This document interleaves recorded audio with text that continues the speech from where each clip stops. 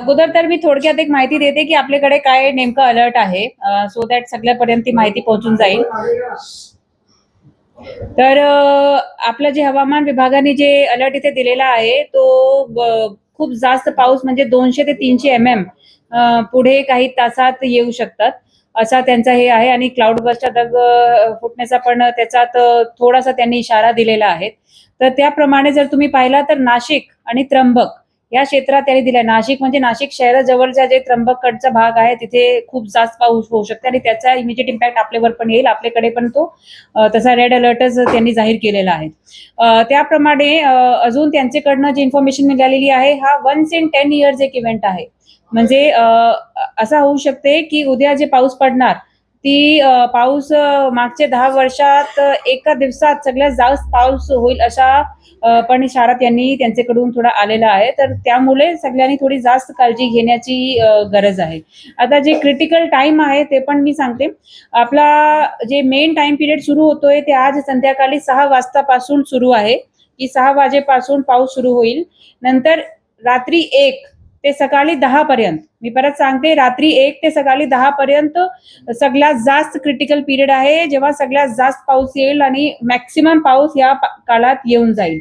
10 नंतर थोडा period safe होऊन जाणार, परंतु तो पावसाळ्याच्या दृष्टीने सेफ होणार की पावसाळा थोडी कमी होईल. परंतु आपले जे नदी नाले जे प्रवाहित म्हणजे ज्याच्यात प्रवाह खूप वाढणार आहे तो उद्या रात्रीपर्यंत वाढत राहील अशी अपेक्षा आहे. कारण की वरून जे कॅचमेंट एरियाज मधून जे पाणी यायला वेळ लागतो, 5-6 तास तरी लागतात. तर आज 6 पासून संध्याकाळी 6 पासून उद्या संध्याकाळी 6 पर्यंतचा खूप क्रिटिकल पिरियड आहे. त्याच्यात हायएस्ट क्रिटिकल पिरियड रात्री 1 ते सकाळी 10 आहे. म्हणून आपण ह्या सगळी गोष्टी बघून जे उपाययोजना केलेल्या आहेत ते आता मेयर मॅडम आणि डिप्टी मेयर साहेब पण सांगणार. तर मोस्टली तोच आहे जे माननीय मुख्यमंत्री साहेबांनी पण निर्देश दिले होते की सगळी शाळा बंद करायचे आणि आपले जे वर्क फ्रॉम होम करायचे. बाकी मॅडम पण सांगतील.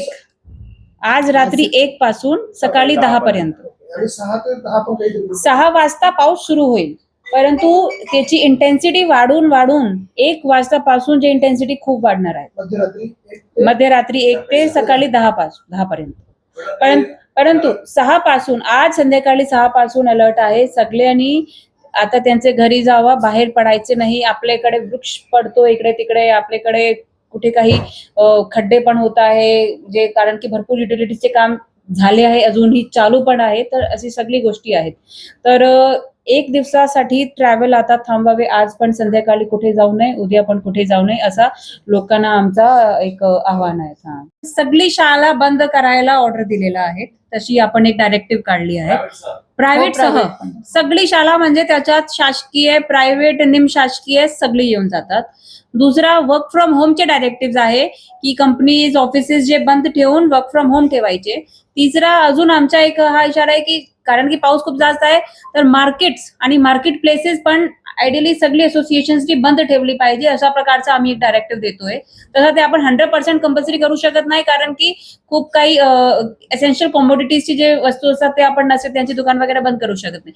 परंतु मार्केट एरियाज पण बंद करून ठेवले पाहिजे. लोक बाहेर पडलेच नाही पाहिजे, तेवढा आपला सगळा नियोजन तसाच आहे. तिसरी उपाययोजना जी केली आहे, जे सगळे धोकादायक स्ट्रक्चर्स आहे, समजा तुम्ही काजीगडीचे सांगितलंय किंवा आपले अजून नदी काठी भरपूर असे जुने वाडे आहे, मागे पण एक पडला होता, किंवा झाडे आहे, तर आपण असे जे स्ट्रक्चर्स आहे किंवा जुने वाडे आहे तिथे नोटीस लावणं सुरू केलेलं आहे की याचे जवळ उभे राहू नका, हे पडू शकतो अशा प्रकारची पण आता आपण ऑलरेडी कारवाई सुरू केलेली आहे पूर्ण शहरात.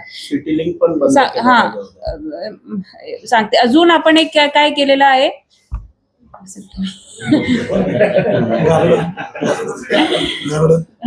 येस, गार्डन सगळे बंद केलेले आहे, म्हणजे कुठलीही ऍक्टिव्हिटीसाठी बाहेर नाही पडायचे. Yes, public places, gardens, market सगळी गोष्टी बंद केलेल्या आहे. Yes bye. त्याच्यात ते आपले जे ब्रिजेस आहे, लोक काय करतात, पुलावर येतात बघायला पाणी किती आहे काय आहे. मागच्या वर्षी आम्ही स्वतः एक्सपिरियन्स केला होता. 2 मुले वाहून गेले होते आपले बापू पूलकडे कुठेतरी, ते एक होता विषय, किंवा फॉरेस्ट नर्सरी पूलकडे. तर त्यासाठी पण परत सगळ्यांना माझा हेच हे आहे की बाहेर पडू नये, पर्यटनासाठी पण पडू नये, काहीच पडू नये. घरात बसूनच पावसाळ्याचा हे करा, आनंद घ्या, तेवढीच एक रिक्वेस्ट. आपल्या परिवारासोबत हितगुज साधा. येस उद्या शाळा बंद केलेली आहे, पण शाळा प्रायव्हेट शाळा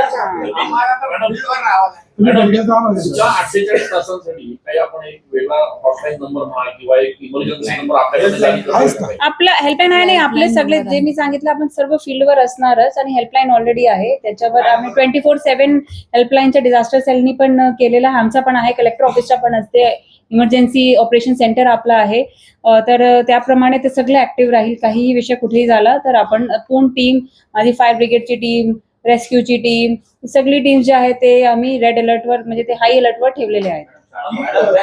नाही, डिपेंड करते ते, जर आपल्याकडे ती एक्सपर्टीज असेल तर आपण बाहेर पण जाऊ शकतो आणि आपल्याकडे तेवढा गरज असेल पण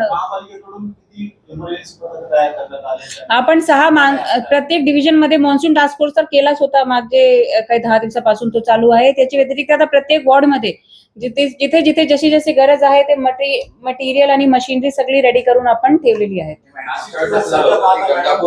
गंगापूर धरणामध्ये अचानक रात्री पाणी सोडल्यामुळे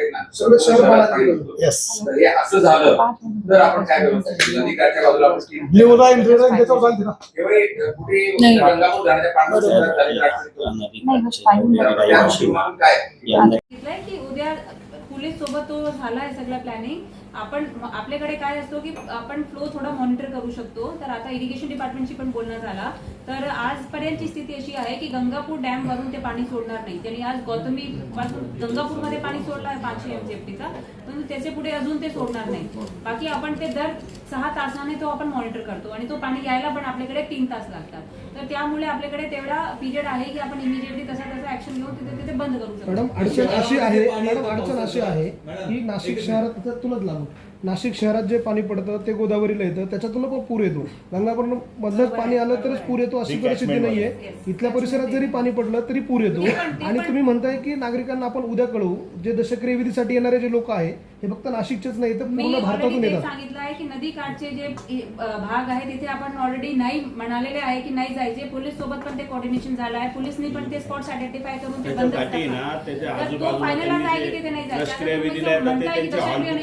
मी नाही दशक्रिया बंद करणारे कोणी. आता ते तर आपल्याला कळेलच की काय होऊ शकणार की नाही होऊ शकणार.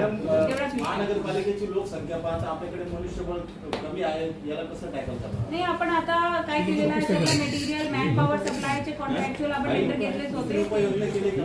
केलेली आहे.